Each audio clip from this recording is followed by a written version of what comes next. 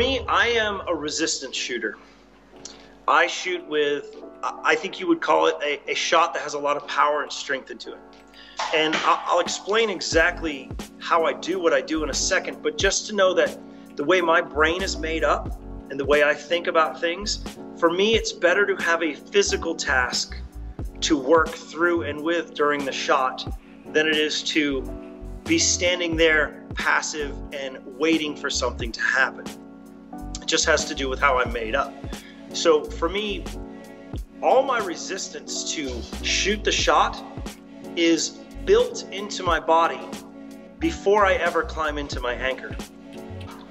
If you imagine your shot as a dial, and on that dial there's a needle, and the needle has to get all the way to a level of, say, just hypothetically, these are numbers here, painting an example, a level of 10 for the shot to fire, your level of strength.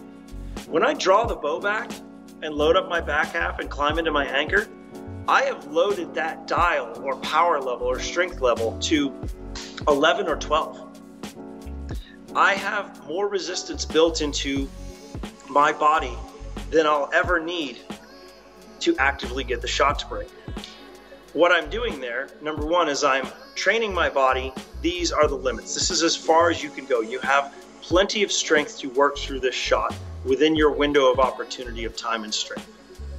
As I climb into my anchor, my peep and scope center up, I descend into my target.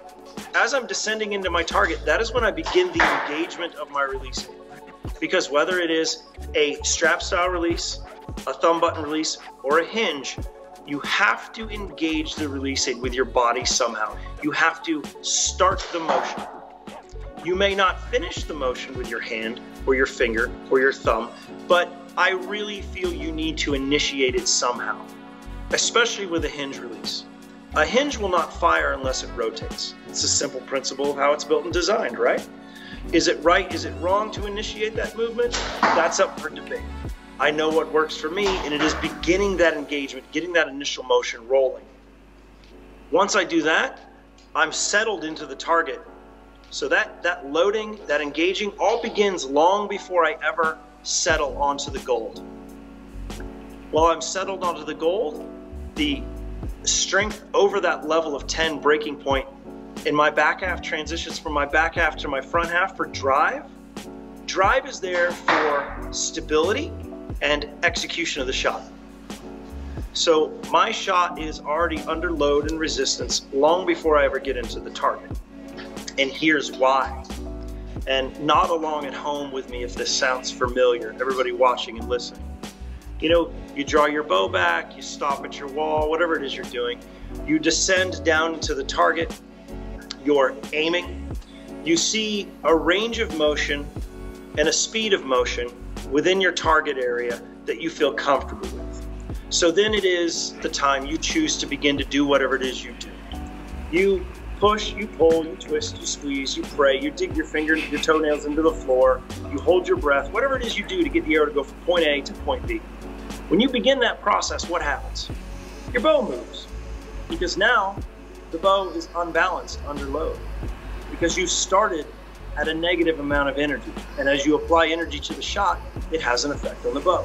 So most people will see this movement and they'll go, well, this is moving a little too fast for me, or it's moving in a range or in an area that I'm not comfortable with.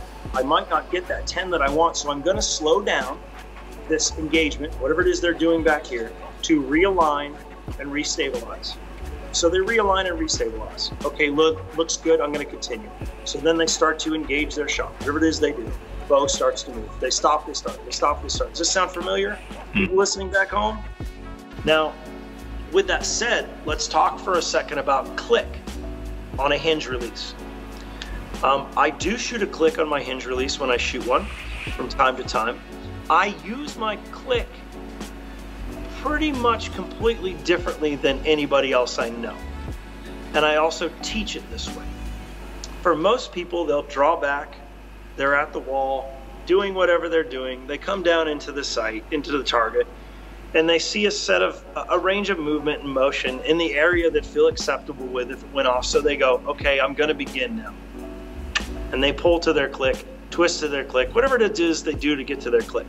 As soon as it clicks, a lot of people view that click as a flashing yellow caution light. Like, be warned, be aware, stay on your toes, because we're really close to the place where this thing could leave. It could go off spontaneously at any time past this click event.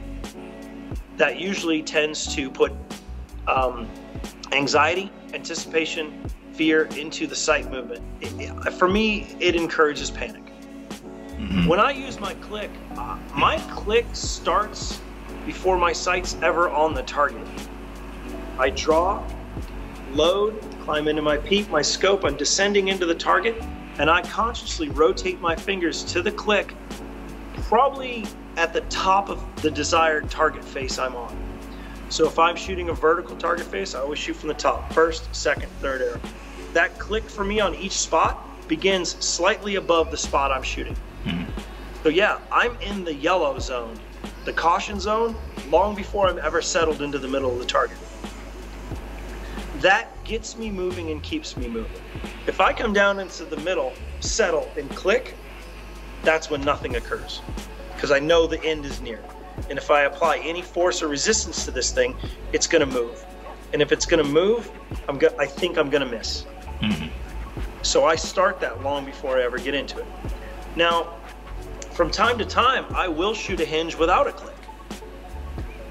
And that is also the same. I start that movement and engagement before I ever get settled onto what it is I want to shoot. Now, that's a pretty gutsy thing to do. And it takes practice, but you gotta remember, this is what works for me.